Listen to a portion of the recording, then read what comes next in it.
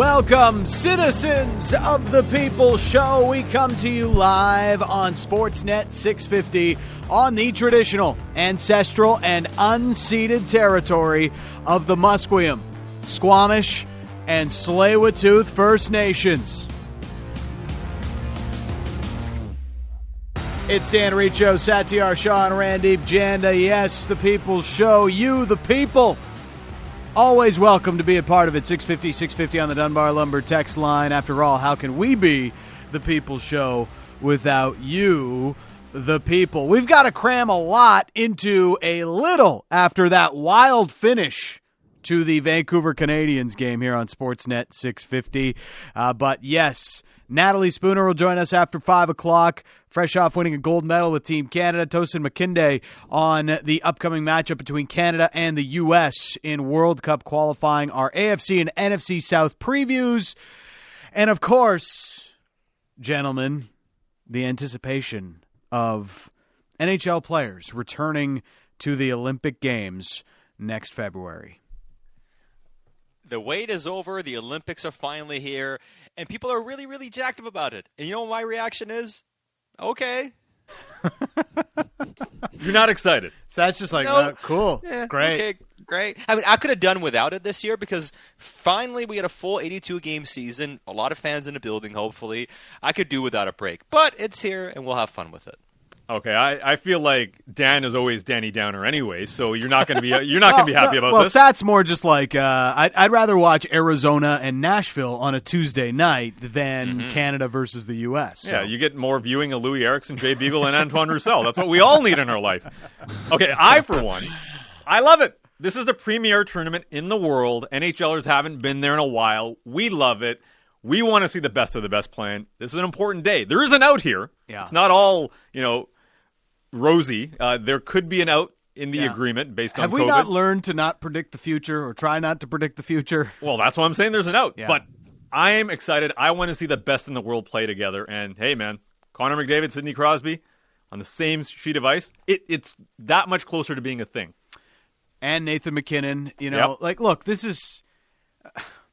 The thing about the Olympics is, it's just not ideal for the NHL season. So I'm kind of there with you on that, Sat.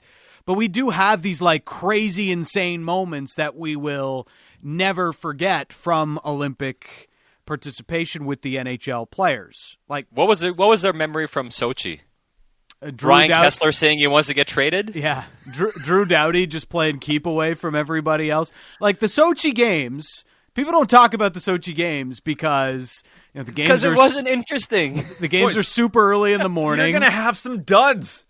The whole time was a dud. My point is, tournament. Some Olympics will be duds, but then you have a 2010 every now and then. Then you have a compelling one. So because it was 2010 because it was in Canada. We had won an Olympic gold at home. It's like watching a movie.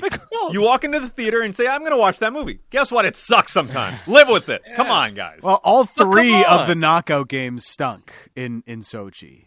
Right? Yes. Latvia 2-1 was nervy because the goalie was keeping them in it for such a long time.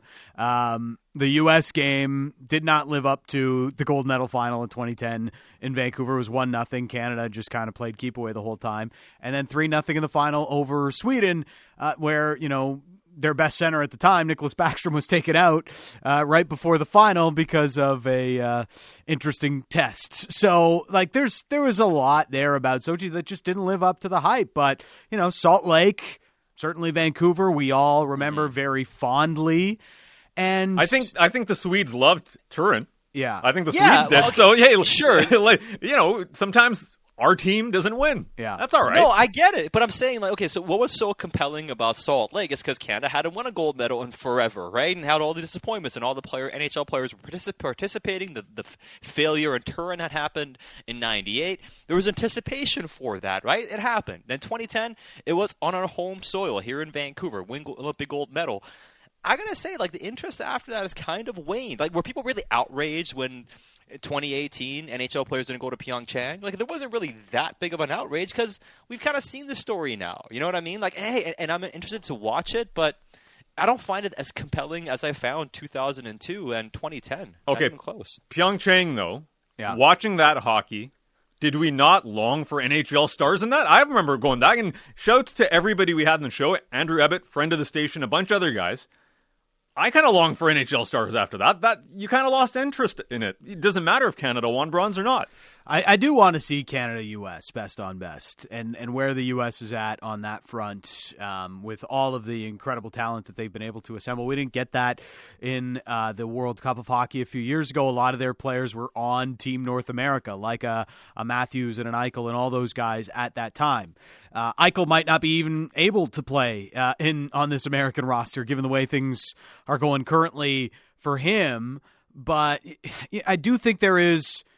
Sat, we might not be totally in on it, but I think most people are. And what I learned today, more so than anybody else, who wants this the most? It's the players that may actually end up going. They are taking a ton of risk, not just their health, their pockets, because of the insurance factor here.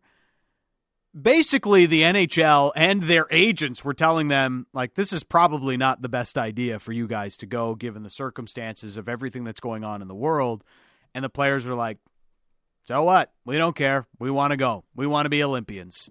And that's why this is happening more than anything else. It absolutely is, right? And usually it's the top players that drive this. And as much as... And I'm not saying, players who have no chance of going to the Olympics are staunchly opposed to participation. But when we hear about participation, this is really being driven by the stars in the league, right? The players that have a chance to go, that will go, and will have a big impact. And a couple of the biggest stars are really, being big drivers here as well.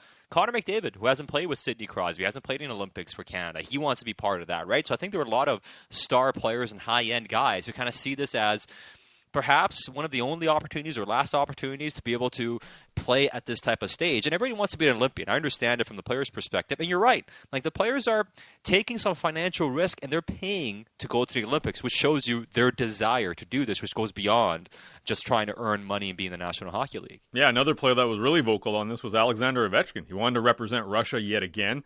And beyond that, let's go back to the World Cup of Hockey, right? Go back to the interest that year in playing for their respective teams or whoever they were supposed to play for. It wasn't as strong. So the players definitely, sway towards the Olympics. That is something that resonates with them. I think the NHL could do a better job of marketing the World Cup of Hockey whenever they bring it back and actually making it a tangible tournament rather than stop making it so that like every CBA negotiation interrupts their plans of making the World Cup of Hockey a consistent tournament. Okay, my issue with that tournament was I think it could have gone a long way. The fact that they made it a gimmick with Team Europe and all that was a problem. That's why now, even when we mention it to this day, people are kind of turned off by the gimmicky aspect of it. They could have done it properly. They got to make it legit. You got to have some form of qualification and then the final tournament towards the end. How you do that in the midst of an NHL season and everything else, I mean, you've got to figure it out. But, if you think about soccer, FIFA, the World Cup of Soccer, is easily the more important thing to countries, to players, and everything else, whereas the Olympics is this side thing that some guys are like, okay, I'd love to go, but I'm not going to cry about it if I don't. I think it could be the same if you really build out the World Cup of Hockey, but that's going to take time. It's going to take commitment to it. All of those things, and at the end of the day, that's not something that the players will have to potentially risk their pockets and everything else for in order to go. That's something they could potentially benefit from. So yes, when Gary Bettman is, trying to push the World Cup of Hockey on players and really make it a thing, it's in the best interest of the NHL and it's in the best interest of the players too. But they feel the way that they do. They want to be Olympians. And what kind of surprises me about that is that it's such a small portion of the NHLPA, right? The stars of the NHLPA. How many of the NHLPA is actually going to the Olympics? It's not a majority of it. So that's something that's always kind of baffled me in these negotiations. But they're going. They want to go. And one thing we want to talk about today, as far as it goes with Team Canada, and with the Canucks, we talked about it a couple of weeks ago on the podcast, which Canucks are going to be going to the Olympics. We can still discuss that today. But one thing I want to do is talk about one player you would not be shocked to see make Team Canada, and one player you would not be shocked to see miss out. So one player that is on Team Canada that might be a surprise, and one surprise omission on Team Canada.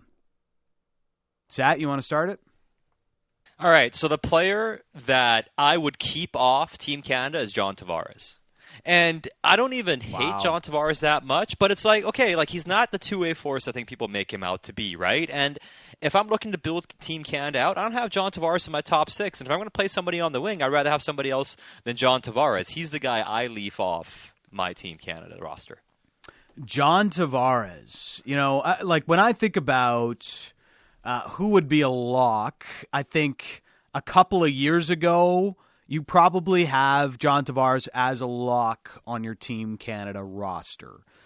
But, with the kind of emergence of guys like Braden Point and Matt Barzal, you think about what a Sean Couturier could do at the bottom of your lineup to help on the penalty kill and in a more defensive role. Tavares is right there on the fringe, but given he's one of the best scorers in the league, since he's entered it, it is surprising that you would not have him on your roster. I mean, the thing with John Tavares is like, okay, yeah, he scores, but his scoring rate isn't that much higher than some of the guys we're talking about for that same type of role, right? I mean, I see people leaving Ryan O'Reilly off their roster, and they're essentially scoring at the same rate the past couple of years, plus Ryan O'Reilly is just a far superior two-way player. And if I'm looking at putting somebody like that on my roster, I'd much rather have a Ryan O'Reilly. Like if I'm trying to say have a two-way guy playing that type of role, I'd rather go with Patrice Bergeron because I know how to rely on him in certain situations. Okay, so on the Tavares front, one thing, generally what Canada does is they load up on centers, right? So in 2014, they had 10 of 14 forwards were centers. So Tavares fits that role. The other thing I mentioned, I wonder, though, when him and Mitch Marner played together, consistently on that line in Toronto, that elevated Tavares. That also, helped Marner as well. They made a dynamic duo. I wonder if John Cooper goes into this saying, you want to have some chemistry on these lines. And you have that in Bergeron and Marchand likely playing with the Sidney Crosby. But beyond that, I think Tavares adds that, where you've got potentially a line with Mitch Marner. Who's centering that? I'm not sure. Maybe it's Ryan O'Reilly. Maybe it's a Couturier, depending on how you look at it. Tavares on the wing makes a little bit more sense to me, especially playing alongside Mitch Marner. So I might actually keep him in there. Who's your surprise omission? Surprise omission for me is, I've seen him on some projections and some they're left off, but I don't see any case to be made that Steven Stamkos is anywhere near this roster. Because some rosters have penciled him in on the third line, and I just don't see that, Reach. This is a player that back in the day was, a player that you'd cement in there. And 2014 was a problematic for him. Obviously, he gets injured right before it. It's a bad story, but at this point in time, Steven Stamkos in the discussion, not only has he been replaced as a top-line player on his own team, he's been bypassed by so many guys. So we got to separate the reputation from what the player actually is now. Decent year last year, but he's not near this roster for me at all. Well, this is the funny thing, right? Because we're talking about Stamkos and Tavares, and I'm like, hey, against, Tavares, and, you're like against Stamkos, and the thing is, like, Stamkos had 66 points in 57 games last season, not this season, the season before that. Then had 98 and 82 the season before that. This past year, 34 and 38. That's not too dissimilar from John Tavares, right? And the thing I like about Stamkos is he is a massive weapon on the power play. His one-timer in that shot's going to be a big weapon you can utilize. So I like having somebody that you can use for that type of situation. What do you need from him? To shoot the puck, and that's what he can do on the power play. And if he's an extra guy or whatever, at least you have a guy that can provide you something of need on that PP. I think the hard part with a specialist like that on Team Canada is like you have so many options already. But on that left half wall, is there anybody better shot-wise? That's kind of the question with Stamkos, right? There's so many guys on this roster that can do so many things, right? Yeah. And that's where you have, Stamkos to me. The last couple of years, he's had a decent bounce back last year, but I don't know. If you're asking me Tavares, Mitch Marner, Mark Stone, look at those wingers, I'd probably leave Stamkos off that list. Even, Sean Couturier. He plays a specific role that's going to be meaningful. And the way that Canada plays in these bigger tournaments, they like to lock it down a little bit as well. It's not a straight offense game. All right, your surprise omission and your surprise make for Team Canada. Let us know. We'll read some of those texts through the course of the show. But let's get to not saying, just saying here on the People's Show. We got to give away a spot in the People's Show Fantasy League for not saying, just saying today. Oh, it's huge. It is huge. We've got, how many spots we got left to give out, Randy? I believe we have, and we're going to have to double check on this. I think it's 8. Okay. 8 or 9. 7? Yes, around there. We'll confirm it, but we've got to give away 1 right now. That's the most important thing. We've got that. We've got some more trivia questions giving away spots. Plus, there's this whole Vicky and Poco thing on the bubble where people are really making a campaign for the GOAT of password to get into the People's Show Fantasy League. Was she trending in Canada today? Did I see that? I saw Jimmy post that on Twitter.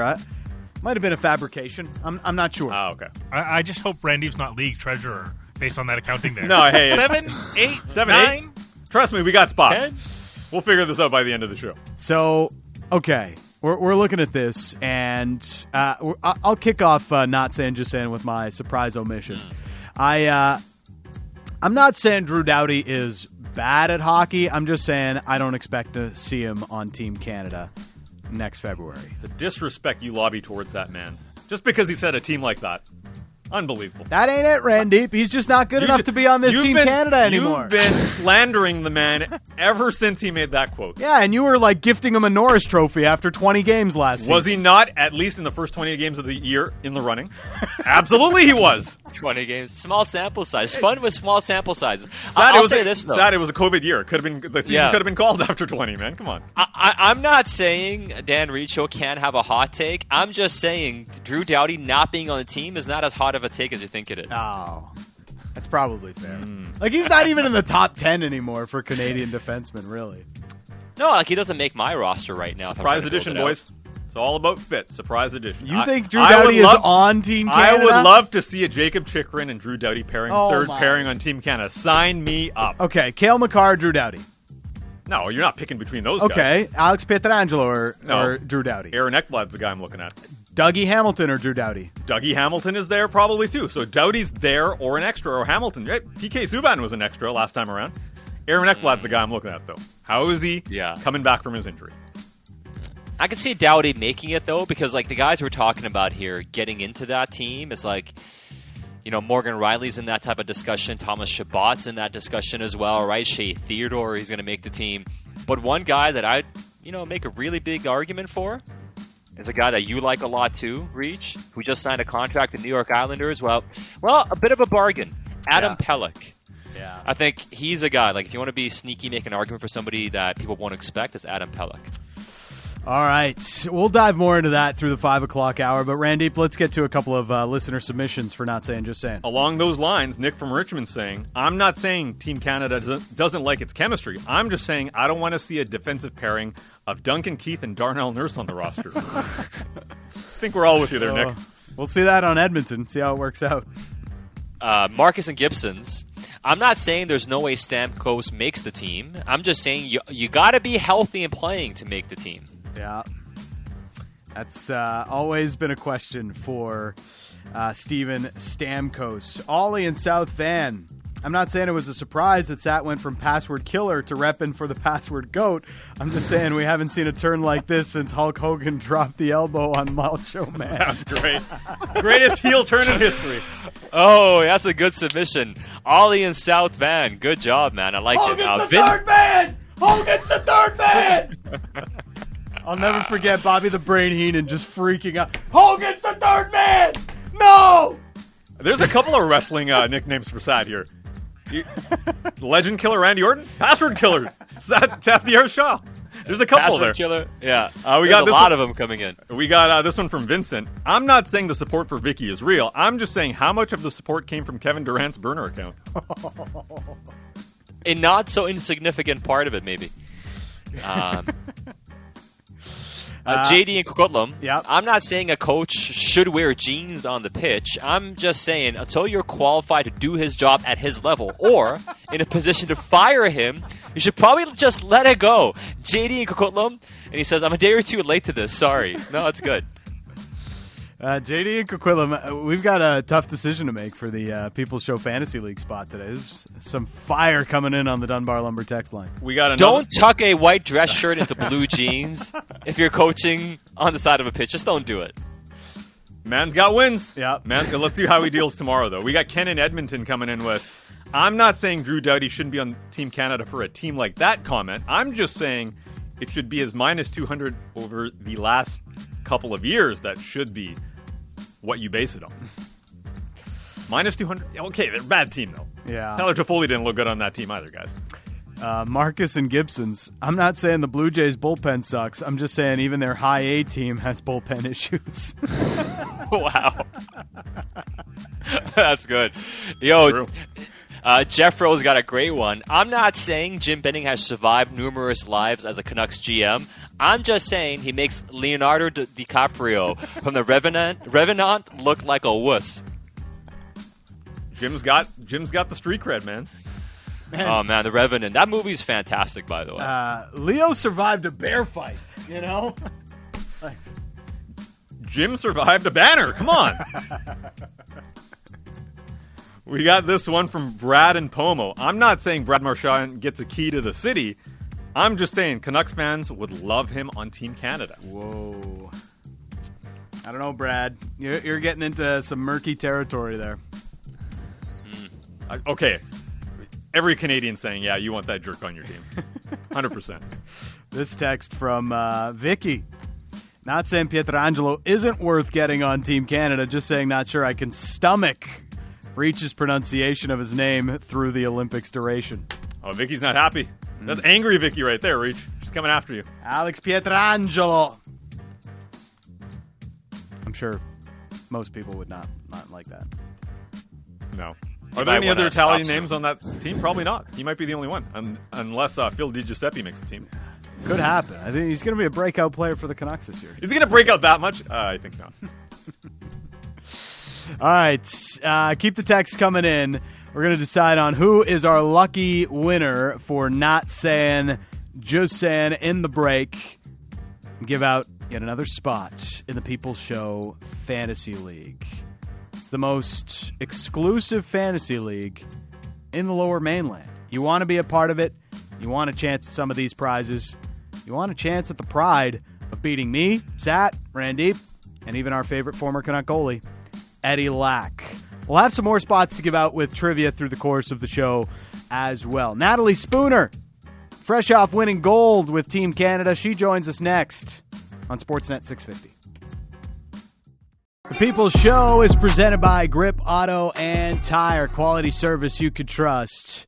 And 14 locations to serve you. Natalie Spooner, two-time World Championship gold medalist, also a Olympic gold medalist with Team Canada. She will be joining us in a few moments' time. But before we do that, we got to tell you who our latest entrant, the latest citizen of the People's Show to earn an invite to the People's Show Fantasy League with the best submission for not saying, just saying. It's Ollie in South Van. I'm not saying it was a surprise that Sat went from password killer to repping for the password goat. Just saying, we haven't seen a heel turn like this since Hulk Hogan elbow dropped the Macho Man. Hashtag password for life. That's large. And I love Gordy Locke's tweet about this. He's like, I love Bobby Heenan, but damn, he spoiled, slightly ruined that heel turn. But whose side is he on? Whose side is he on? You should have the 25-year anniversary show just for that moment. I have an up-to-date number, folks. Okay. Ollie in South Van, you are in. That gives us 8 more spots to give away. Okay. 8 more. All right. And we've got more, a couple of listeners telling us what they are willing to do to get into the league. We'll tell you about that in a few moments. It's Dan Riccio, Satyar Shah, and Randeep Janda. Now happy to be joined by Natalie Spooner, fresh off winning gold with Team Canada in the last couple of days. Thanks for this, Natalie. How are you? I'm great. Thanks so much for having me on. Yeah, thanks for joining us. It's the whole country was watching. It was a pretty incredible moment. Just What was your reaction after Marie scores that goal and it's kind of just like in limbo waiting for that horn to sound?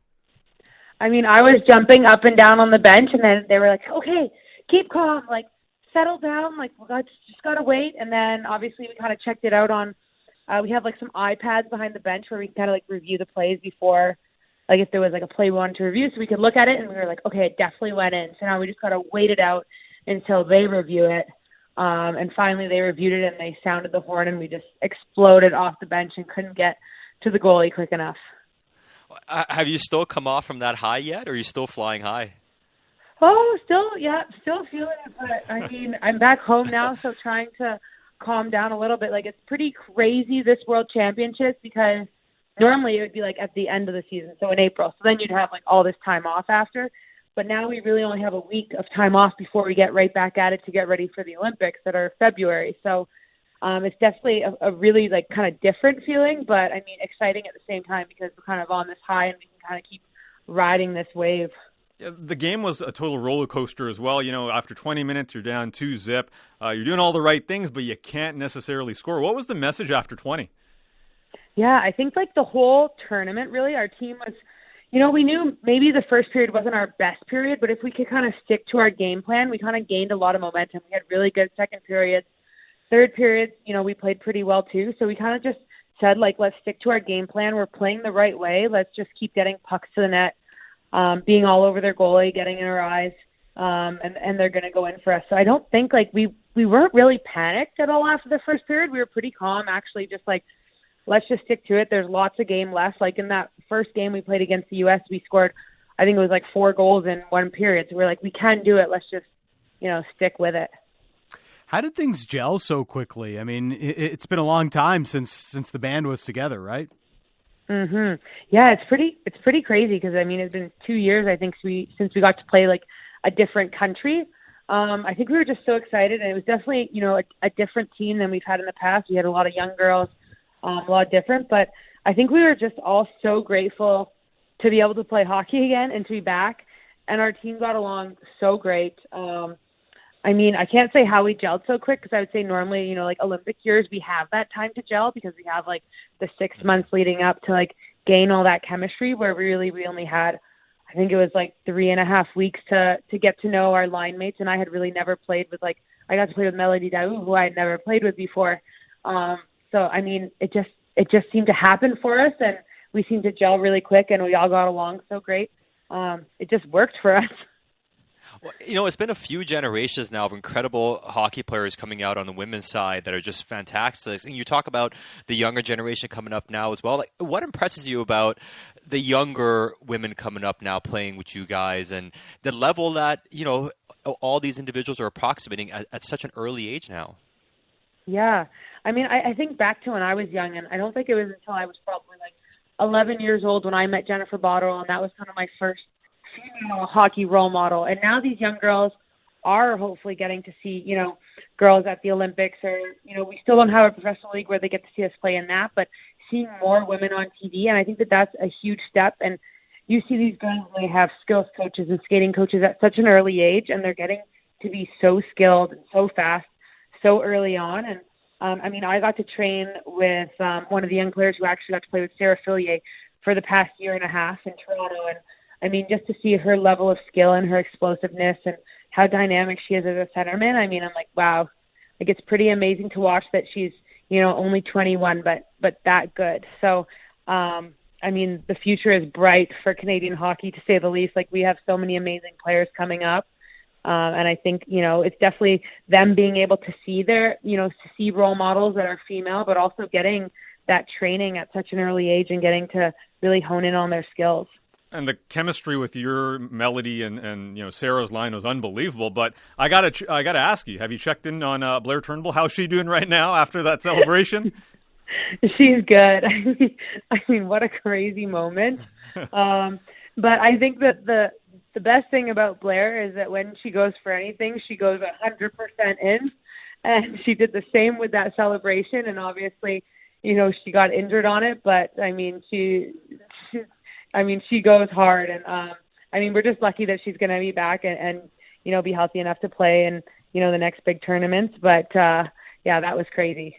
Natalie Spooner, our guest here on the People's Show. So you were on the team in 2012, the last time Canada won at the Worlds, and now this one. It's always an overtime victory, it seems like. But how do you think you've changed in all that time, and just how the game has grown in that time since the 2 gold medals? Oh, man. I mean, I always say we kind of look at women's hockey a bit in like a 4-year cycle because that's when the Olympics are. But I always think from, one Olympics to the next, the game just gets so much faster and the players get so much more skilled. So definitely from 2012, I mean, the game is so much faster and there's so many more amazing players that, are vying for spots on the national teams. I mean, personally, I think I've, had to really develop my game and become more, of a two-way player. I've definitely honed in on, a power forward, I guess, type of mentality is what they want me to play with my size, net front presence, making sure I'm driving pucks to the net. So really just trying to, do what I can to make the team successful, but definitely, keep evolving as a player to make sure, I can still make an impact. Well, in that evolution, because a lot of things I guess kind of talked about is the level of competition sometimes, because sometimes you guys just got to roll through certain teams. But one of the things that I look at is how much there's a drive and a competition between the U.S. and Canada, and how much does that rivalry and how heated it is and how each country's trying to best each other, how much does that drive both nations to be at their absolute best and keep developing good hockey players on the women's side? Oh, I mean, I think it's huge. I even think obviously from the last time we won in 2012, just how much motivation that has been from standing on the blue line and not hearing your anthem, in 2013 and 2015, 2016, 2017. It makes you go to the gym every day. It makes you get on the ice and work your butt off because you don't ever want to hear that anthem again when you're standing on the blue line. So, I mean, I think it's huge for both countries to keep pushing each other and to keep developing, because I think that that's only going to move women's hockey forward. And I think we've seen, even with teams like Finland, Russia, Switzerland, like they're coming up and they're wanting to push to make a name for themselves. Obviously, last World Championships in 2019 with Finland that beat us. So, I mean, we got to be on our A game every game we're playing, at World Championships. And I think, obviously the U.S. has been probably the ones that we've got to play the most in those big games, and that the games we get excited for and that we want to be our best in, because they're the ones that, have pushed us and motivated us for sure. You're listening to The People's Show. We're joined by Natalie Spooner, gold medalist and world champion with Team Canada. You mentioned the Olympics a little bit earlier. Just from a personal point of view, how quickly do you shift your focus to that in 6 months? Yeah, so pretty much almost immediately. It's kind of crazy this year because of the World Championships being in August, but I headed home now, so I'm back home for a few days, but next Wednesday I head right back out to Calgary. And I think the beauty of the Olympics is that we do centralize. So we all move, pick up our lives and move to Calgary and get to play together for a longer period of time and right up until February. So we get some chemistry, and it just feels really good being part of a team for that amount of time. So, I mean, I think, we're just excited for the Olympics, and our focus is definitely, enjoy it for a few days. And then once we get back on Wednesday, kind of move our focus to February.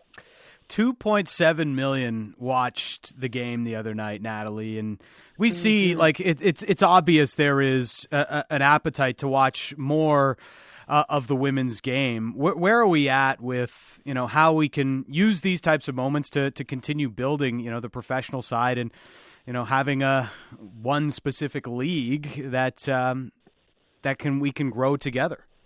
Mm-hmm. I mean, I think it just shows that when, these games are on TV, people do want to watch them. People want to see us play. So, I mean, hopefully we can get more women's hockey on TV and keep developing it. And, I'm a firm believer that the more these people know about the players and can make connections, there's such amazing women that play not only on Team Canada, but that play in the PWHPA, that if they learn their stories, they're going to connect with them and want to follow their careers and see how they're doing. So, I mean, I think it's just about getting more games on TV, and I think that's only going to grow the numbers because we're going to get more fans that want to follow us and, fall in love with our game and just see how skilled and how fast the game has gotten. And yeah, maybe they had this view maybe 20 years ago of what women's hockey was, but it has really improved since then. It has, and the level of intensity is just, it's so incredibly high.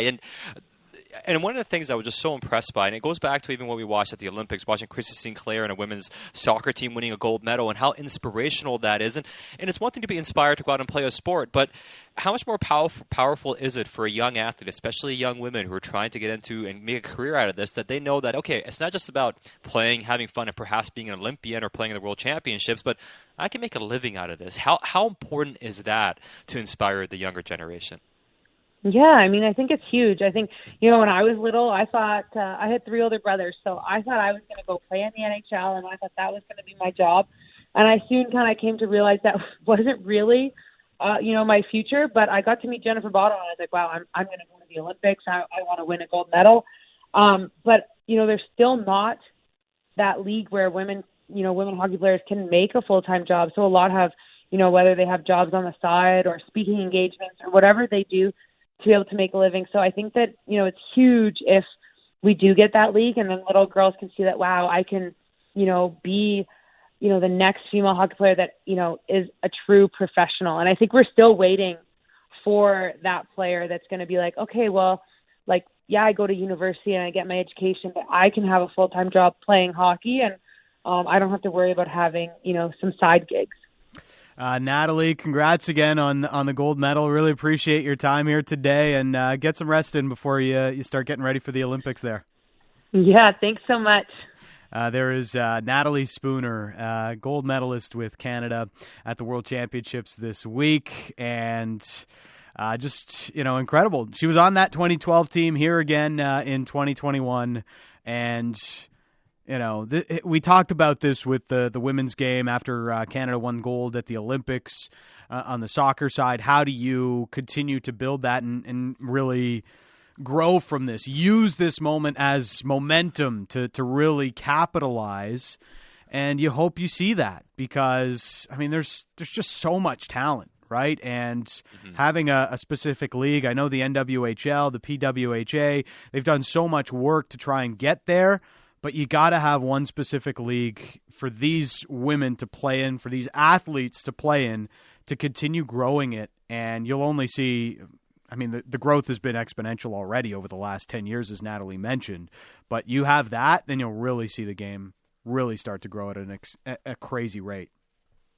Right now, a lot of, young women who are trying to play hockey, they have to make a decision about, okay, do I follow my dream and find a way to cobble it together enough to get by?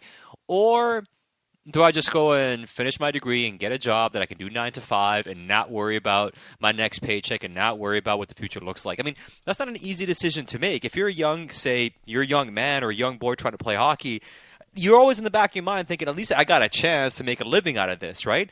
That certainty is not there. And when that comes in, that's going to be super powerful for the younger generation because that you don't want to be sitting there having to make a decision about, you know what, I want to follow my dream, but if I can't really put food on the table, is it really worth it?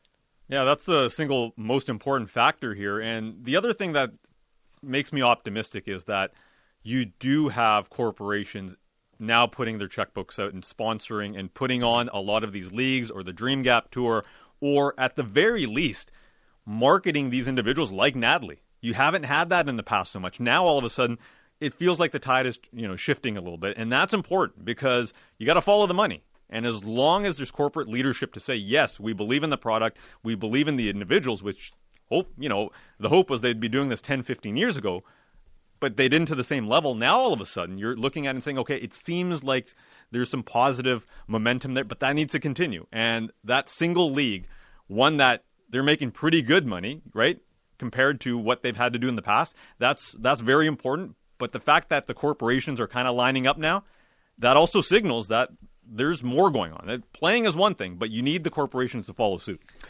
Yeah, and you're not going to see huge salaries by any stretch of the imagination, but do you have a starting point that you can have these players playing at a livable salary and grow from there? But more professional environments will only grow the game. That's what I always say about soccer, and you could say the same about women's hockey. Well, I mean, just look at the TV ratings, right? I mean, Yep. for the soccer game, it was over 4 million Canadians watched that game. And the World Championship, it's a World Championship. It's not even the Olympics. The World Championship, 2.7 million. Yeah. Watched it. I mean, the appetite's there. Why do you think sponsors and corporations are getting behind it? They look at the numbers. I mean, they're not doing this out of, benevolence or like, hey, let's just be cool. Yep. If they're investing in something, it's because that's what the numbers tell them to do. It's the numbers, and you want to be involved in a winning product. We hear about that, Yeah. In local domestic leagues, whether it's men's or women's. But if a team is winning, you want to be a part of that. It's an experience. Mm-hmm. And we're getting a lot of that in women's sports. That's important here. Winning cultures breed, interest, and that's something that we've seen in the last little bit. But they're very good athletes on top of that. So hopefully this momentum continues because, that's something we need to see from television networks, radio stations, but also the corporate world as well. It is the People's Show. Natalie Spooner just joining us. If you missed it, you can check it out on podcast, Apple Podcasts, Google Play. Really appreciate Natalie giving us the time here today. So a couple of things ongoing. The push for Vicky and Poco continuing for her to get a spot in the People's Show Fantasy League. We'll have some trivia spots to give away, and we'll tell you about Marcus and Gibson's that wants to... he's going down the bribery lane to try and book his place into the People's Show Fantasy League. We'll tell you about that in just a moment. But Team Canada, we were talking about this with the surprise entry into Team Canada or the surprise omission on Team Canada for the Olympics as they officially announced today that NHLers will be going to the Olympics, assuming everything is all right from a COVID perspective. The NHL won't be postponing a ton of games during the season. They do have an out clause should they see fit to this agreement. But as of today, the plan is for NHLers to be at the Olympics in China come February. A couple of texts coming in. Travis the Courier says, Darnell Nurse could be an answer to both of those, surprise inclusion and surprise omission. I don't have Darnell Nurse on my Team Canada, which is maybe surprising since he's making over $9 million a year. But he did have a really strong season, did have some Norris votes. Would we be surprised to see Darnell Nurse on Team Canada come February? It wouldn't surprise me, but he shouldn't be on the team. Right. And I like Darnell Nurse. I just think there are better players you can have on Team Canada over Darnell Nurse. So what's your left side look like? Right? That's kind of the question because that's where Darnell Nurse would play on that left side. And, it's hard to get around Shea Theodore and some of what else Canada has to offer there. Okay, so looking at that left side, and there's a name that Sat mentioned a little bit earlier, Adam Pelech, right? Mm-hmm. He's on my list. I know there's a lot of fans out there might be saying, wait a second, where did this guy come from? But we've talked a lot about him. Dan, you're very high on Adam Pelech. I think he's a lock. To be honest, yeah, not many people think he's there as a lock, but I think he should be. I think Shea Theodore is there. Mm-hmm. Jacob Chychrun's on my team. Yeah, I can see Chychrun. I'd rather have Chychrun over Nurse because I think he's a better defender. Wow. Who would you rather have, though, as an extra? Darnell Nurse or Morgan Riley? Because I don't think Morgan Riley makes this team. Thomas Chabot. Okay. Right? Like, I take those guys over them. Like, I take Chabot, I take Chychrun. That's the hard part, right? Like, Chabot, we talk about this all the time. Who's he playing with there in Ottawa? He kind of gets the short end of the stick that way. Riley, he's had a great year. He finally got to play with somebody competent in TJ Brody this year. But Riley still has a lot of defensive flaws in his game. Chabot, to me, Chabot, I think he's ahead of Riley and Nurse. I'd have Nurse ahead of Thomas Chabot at this point. I just think he's in the prime of his career. He's pretty much somebody that can play with anybody. Right. And to me, honestly, if you can play with Tyson Barrie, you can play with anybody. The fact that he played with Adam Larson last year. For sure, but he's going to play with Barrie likely this year. We'll see how it goes, but I have a feeling he'll be okay. But Darnell Nurse's defensive game hasn't been nowhere near as good as people make it out to be. And if you're going to be playing that type of a role where you got to play, defense or whatever, and if I'm playing long term, I think Chabot has more upside offensively. I mean, Pelech to me plays better defense. I think Chychrun plays better defense. right? But we're not talking long term. We're talking about like sure, but I'm saying even right February, now. right? But I'm saying right now. Like if I'm trying to take a bet on a guy who doesn't quite fit, and it's kind of like whatever. I'd rather go with Shabbat over Nurse. That's what I'm saying. I think both those guys are kind of flawed. I'd rather have Shabbat over Nurse. Like I think Nurse had a decent year, but like Dan mentioned, he was playing alongside Adam Larson, who had maybe his best year of his career. Yeah, both those guys played well together. But, I'm just not, like, I like Darnell Nurse. I just don't think he's quite there. He's being viewed as a top 2 defenseman. I don't view him that way. I'd have him as my extra. I'd get rid of Morgan Riley. I wouldn't include Shabbat. I'd have Darnell Nurse as the extra on that team. Who would be your surprise inclusion? Who would be your surprise omission on Team Canada? Sat, you mentioned Adam Pelech. Randeep, who would your surprise inclusion on Team Canada be? It's the boy we were talking about before. It's Drew Doughty. Drew Doughty, to me, and I kind of mentioned it earlier as well, is that chemistry does matter and fit does matter when you look at Drew Doughty. And yes, there's a case to be made where he's dropped off, but he's been playing on a pretty bad team. And to me, you have, when you compare Ekblad and Doughty, the point production, Ekblad had a good year before he got injured, but the last couple of years, they've been pretty similar, right? Very good player who can keep his own end safe for the most part. It's been a bad couple of years in LA, but what did we learn about Tyler Toffoli? What did we learn about players in LA? It's the environment in the last couple of years has been rough, but he can also make that pass. He's a damn good skater. We saw, I know it's been a long time since he last played in the Olympics, but he was very good on the international sheet of ice. So being there, done that, and it's not always about the best player. We've seen teams saying, okay, get your fantasy lineup together. Drew Doughty's been there, done that. And as a third pairing defenseman with a younger defenseman like a Chychrun who'd be playing at that level for the very first time, I think he makes sense. It might be a surprise, inclusion for a lot of folks. But to me, this is a guy that makes all the sense in the world to still be on this team. This text, Nick Dowd, but he's not Canadian and doesn't play defense. Nick Dowd. I'd take Nick Dowd over Drew Doughty. Stop it. Come on. I like this text, though. Nurse was probably one of the better defensemen who doesn't play defense. Yeah. I really want to dive into the Doughty thing because it is super interesting. We've got to hit the break. We've got Tosin McKinday of CBS joining us in a couple of seconds. He's going to take us into what Canada versus USA in Nashville looks like on Sunday. World Cup qualifier, big for both teams who started off with disappointing draws. The U.S. yesterday in El Salvador, Canada obviously in Toronto against Honduras. We do have to give away a spot in the People's Show Fantasy League, this time with trivia. 650-650 on the Dunbar Lumber text line. You get the right answer, you will be put into a draw for a spot into the People's Show Fantasy League. Randeep, what is our question? All right, the question is, in the 2018 Winter Olympic Games, the Canadian men's national hockey team won bronze. Who did Canada defeat in the bronze medal game? All right, that's in 2018 when Lyndon Bay was the top line player. Mason Raymond was on that team. Yeah, well, Andrew Abbott, a lot of former Canucks. A lot of former Canucks on that team. Willie D coaching as well. So tell us, Olympian Willie D, Olympic medalist Willie D. Put some respect on his name. That's right. How can we forget? In the 2018 Winter Olympics, who did Canada defeat in the bronze medal game? Answer it correctly. Sportsnet 650 on the Dunbar Lumber text line.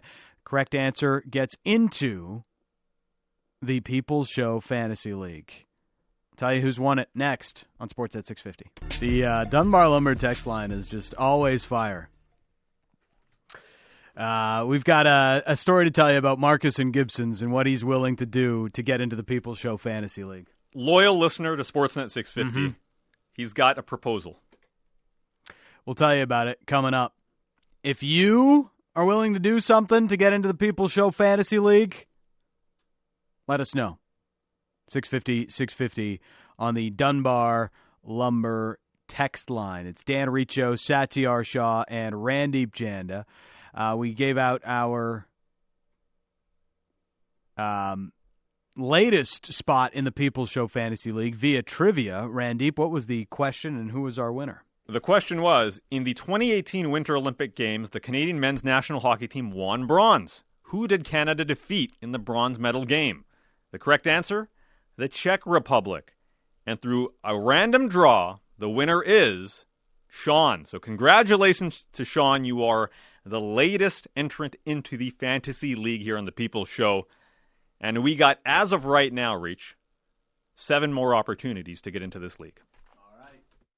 All right, couple more coming through the course of the show, including one later on in this segment. But let's go to our next guest, Tosin McKinday, CBS Sports, joining us now as we get hyped for Canada versus the U.S. Sunday in Nashville. How's it going, Tosin? Thanks for doing this.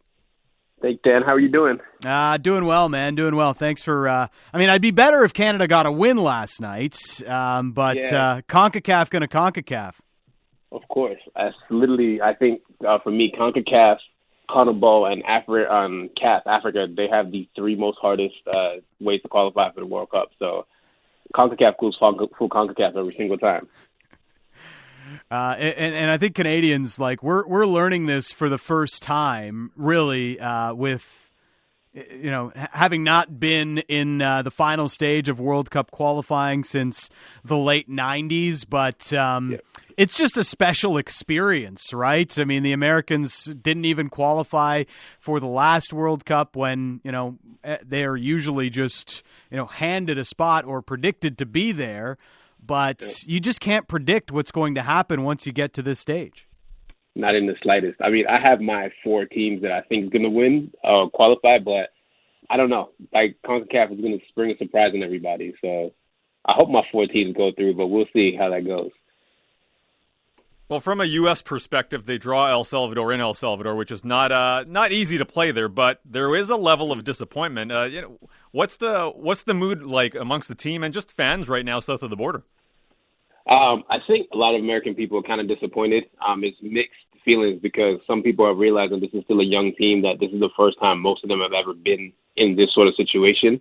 And then some people kind of disappointed where it's like, well, they play at the highest level. Why shouldn't they be able to beat a team like El Salvador? But again, these kids also haven't really been here before. The older players, for example, who were on CBS yesterday, Mo Adu, Charlie Davies, and Clint Dempsey, they're all telling everybody, like, look, this is a really, CONCACAF is a very hard place to qualify from. So the experience is going to help the kids going forward. So it's kind of just a mixed bag of emotions.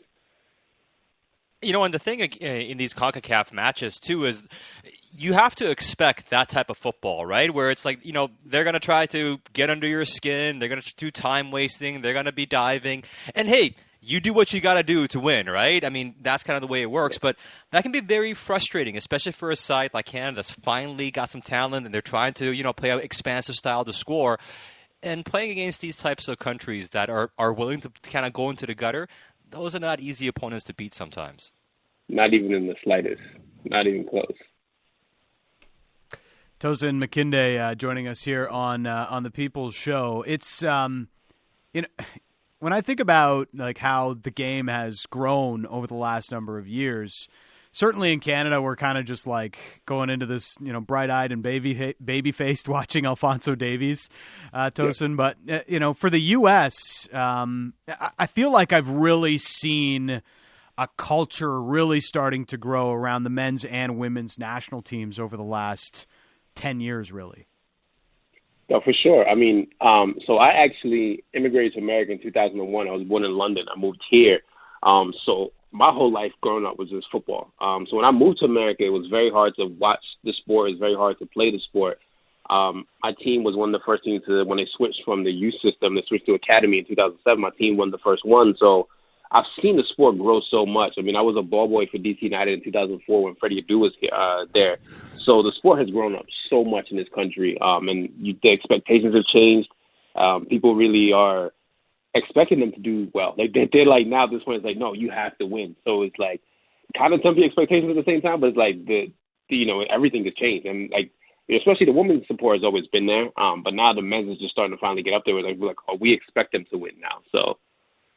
So with the Canadian team, we've all been watching Alphonso Davies. Jonathan David is really stepping up. Tejon Buchanan as well. But for Canadian soccer fans that maybe haven't watched this U.S. team in the last couple of years, especially since the last time Canada-U.S. played here on Canadian soil, who's the danger man? Who's the one to watch? I think Christian Pulisic will be back, so I think Christian's going to be the danger man. Christian obviously is the second American to win the Champions League. So Christian is, one of the best players the U.S. has right now. I'll say Christian Pulisic and Gio Reyna between those two, the danger men for USA.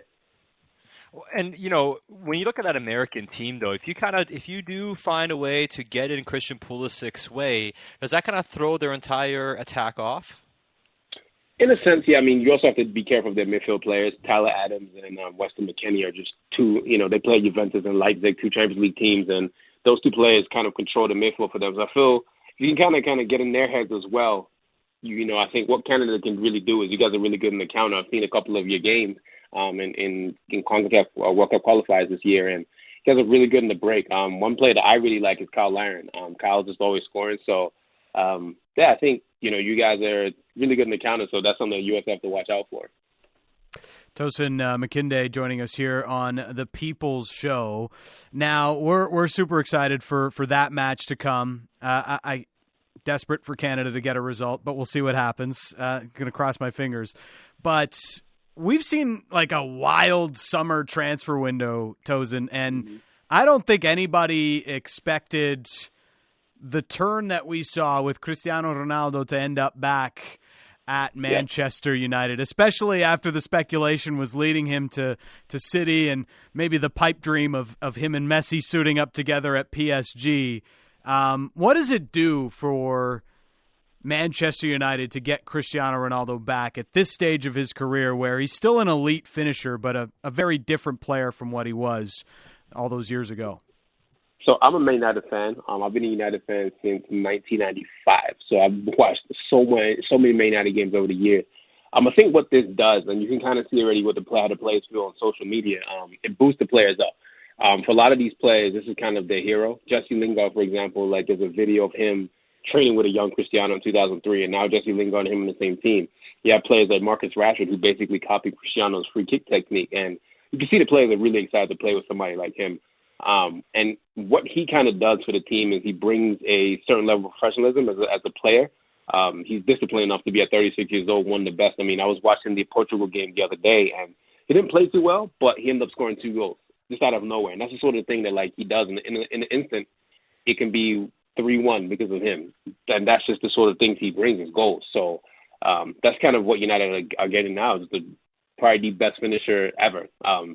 I mean, he has scored the most goals as a man, international player. So they're going to get an elite finisher. So that's really kind of what they're going to get.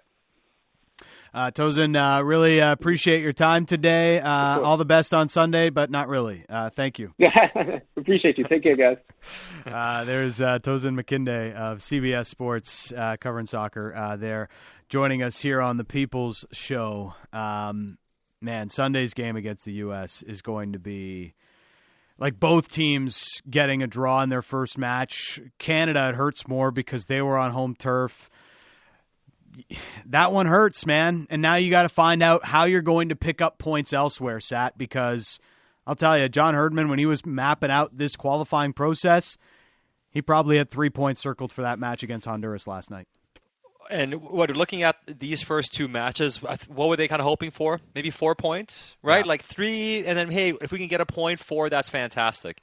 You're in a spot now where maybe the best you can do is 2 points after these two matches, and that's tough. You're not in a spot where you have to beat the Americans, but I think you're in a spot already, Dan, that you have to get a result on Sunday against the Americans. You got to pick up points now because the final 4 of the 5 match days are in El Salvador, in Costa Rica, in Panama. If you hold it late, it's going to be tough, guys. You're going to have to make up those points in those stadiums, which the U.S. team, which is seasoned as well, they got players, right? Yeah. Inexperienced to a certain extent internationally, but they still have some quality on their squad, and they couldn't go to El Salvador and get that. So going to, we can rate Canada better than Panama, but playing there's a different ball game altogether. It's a great equalizer. So this is, you got to make up those points somewhere, and ideally, if you're expecting, best case scenario, a draw against the United States, you kind of really need that now. So you can kind of set up those games in Central America. But home matches, we talked about it yesterday. We were hyped yesterday, but watching the game while we were on air yesterday, you could see that last pass, that last finish just wasn't there. Yeah. And even before that, the space between the back four and midfield, if you give that much room to Mexico. First half was a gong show. No, if you give that room to Mexico or the United States, that ball's in the back of the net. Honduras didn't have those level of finishers. I would even say, even against some of the Jamaican players, Some of those are maybe goals. You got to be very careful. Well, you hope they got the butterflies out of their system. I think that was a big part of the first half. Knowing John Herdman as we do, he's not sending this team in unprepared. He may have gotten a couple of tactical things incorrect that I didn't love, especially switching Davies and Buchanan at a different point of that first half. But it's more, this is a young team. Their first time experiencing this. Honduras comes in there. They're hard tackling. The ref's not going to give you a whistle on every play. They're going to get in your face all the time. They're going to try and get under your skin as much as they can. They'll give you a little jab in the ribs when they get an opportunity during every set piece.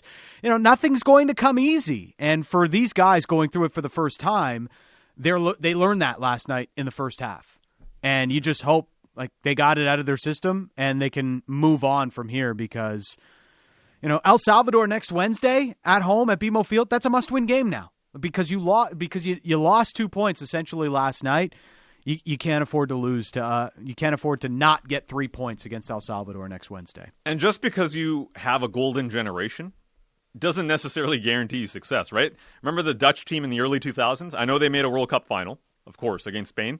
But even before that, the generation before that, there was talk of, hey, how good can they be? They can win multiple trophies. But even with, the Portuguese team of Luis Figo and some great players, nothing's guaranteed in world football. Yeah. And that's the case here with this Canadian team. Obviously, those are elite European teams. But my point is, it's one thing to have the talent. It's the next one to take that step. And that's the toughest part. How do you join those elite teams and finish the job? Talent is one thing. You got to do the job. And they didn't do that last night. We saw that happen to the men's basketball team right. trying to qualify for the Olympics, right? And that's, hey, on paper, they should be there, right, based on the amount of talent. But that legacy isn't there, right? That history isn't there of being in those tournaments and building towards and having that to lean upon, having the leaders that have been there, the coaches, the players, right? Like having the organizational history of having gone through those sort of things. And that institutional strength is important. And both the Canadian soccer team and the basketball team is still trying to build that institution. It doesn't mean you justify them missing out. It's still a disappointment, but it just shows you how difficult it is to get to that point. Yeah, in this text, Belgium right now. Yeah, the expectations on that Belgian side to win tournaments, win trophies around their golden generation, and it hasn't happened. Can't really book anything in this life ahead of time. All right, so very, very philosophical. Wow, it's really deep on a Friday. That's how I get with the Canadian soccer team. All right, so we were talking about the Olympics earlier. So Canada's group is the U.S., Germany, and China. Sat, I'm going to throw a prop out to you. Okay, I like it. What should be the spread for Canada versus China? What are we setting the number at? 15.5? Ooh. So, I mean, was it the last time those two teams met, Canada won by 30 points? I'm talking hockey here, Sat. Oh, sorry. I thought you said basketball for a second. Hockey of China. I'm like, for a second, I was like, wait, No, all right, hockey, 15. That's why I was like, wait, 15. I mean, no, the spread for that's probably going to be 7.5. Okay, I'm taking the over. Where's that? Can I get that line somewhere? Huh? Yeah. I think it's got to be double digits. Is it not? No, I don't know if it can be double digits. Yeah. Oh, man, though. Come on. We've seen those games that are 11-0, 12-0. This is kind of like the bad side of the Olympics is, as we saw, and people complaining about the Women's World Championships, Canada's beating up on everybody until they play the U.S. But, China might lose by a combined 50 goals in those 3 games. What, the team in the KHL, Kunlun, they've got some players. Come on now. Yeah. It's going to be bad. But I thought Bick brought up a good point off air, though. At what point does the Canadian team say, all right, foot off the gas? At what point do they just start dumping chase and just, go through the motions? Probably second period. I think the Canadian humility at some point is gonna pop up. I mean, okay, but when Germany plays, Draisaitl's scoring 9 goals. He's going for some kind of Olympic record, right? Yeah. Stützle has been playing in Ottawa. They get annihilated. You think he's not going to take any frustration out on the Chinese team? Of course he is. Is it really going to be that much worse than what Norway did at 2010? Like Canada beat them, was it a 7-0, 8-1 or whatever it was? Yeah. Like is it that big of a difference between like Norway's not known as a hockey power just because they're Scandinavian doesn't mean they're good at hockey. Like Espen Knudsen was a long time ago. Great name, Espen Knudsen. Wow. Espen Knudsen reference cashes at It's been plus a- 5,000. It's been about 6 months since we last talked about Knudsen. Yeah. Somebody used to text in his name all the time. Freddie Adu and Espen Knudsen? What I a mean, day. where else are you getting these references other than the People's Show? It's going to be wild, man. Like, I don't know. This team, it's going to be tough for them. I'll just say that. Okay, there was one game in 2008 in the women's side of things. Pre-qualifying matchup between Slovakia and Bulgaria. You know what the score was? What's that? 82-0. Oh, my God. How's For that real. possible? Stop it. I'm looking at a legit list here. Like, is hockey? 82-0 Bulgaria. It sounds like basketball. Bulgaria How do you got score nothing in basketball? No, this was though? Olympic Great pre-qualifying. defense. Slovakia had 139 shots and scored on 82 of them. Wow. For real? How many goalie changes in that game? I don't know, man. Wow. There's some. That's got to be some kind of a box score, man. I don't know. There was actually a game between South Korea and Thailand at the 1998 U18 tourney. Score was 92-0. I don't know if it's going to get to. Yeah, but I don't, It won't I don't get know there, if it's gonna obviously. Get to that. I don't think it's going to get there. Like I don't think they're going to be that bad. I mean, if they're going to get there, that means hey, they got there based for some reason. That means they beat some countries that you probably be like, oh, they actually beat those teams. Well, they're Like, hosting, so I don't think they had to beat anybody. yeah, that's true. I suppose. No, but I do The question think, is, do they hit the teens?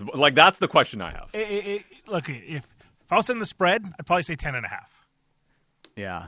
Just because, and I do think there's an element of like, maybe not all the Canadian players would want to do it, but if Sidney Crosby's the one saying, hey, let's ease up. But then what's they'll all follow him more on. disrespectful? Just like passing the puck around and doing nothing, or like just like actually playing against them? But we know how that goes. Doesn't Yeah. matter. Like, you don't want to. Okay, here's the question I have, though. The Canadian team might have the humility. Matthew Tkachuk, Austin Matthews, Max Pacioretty, humility? No. They're going to put up as many goals as they possibly can. Come on, Americans don't say please and thank you. What should the spread be in Canada versus China? Let us know. 650 on the Dunbar Lumber text line. All right, so Marcus and Gibson's comes in with a bribe. Marcus and Gibson's is willing to shave his beard that he's been growing since the start of the pandemic to get into the People's Show Fantasy League. And it's a pretty impressive beard. He sent us the picture. Yeah. Is this a good enough like test of your willingness to go into the People's Show Fantasy League? I think it is a bit of a test. Yeah. I Right? will Like, admit, I kind of like this better than the tattoos. Yeah. Me this, too. This is his identity, and he's willing to basically toss it to the side. I like this more than the one chip challenge because I don't want to see anybody go through that, to be honest with you. Yeah, especially if they do the job you did. Are you familiar with the outcome of one chip challenges?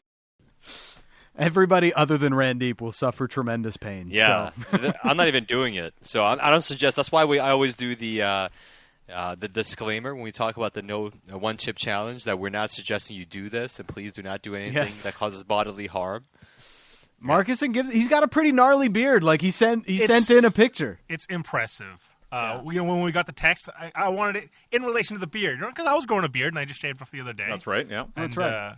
Yeah, thanks for noticing, guys. Yeah, I You wanna call forgot that about a beard? Totally forgot about The that. worst.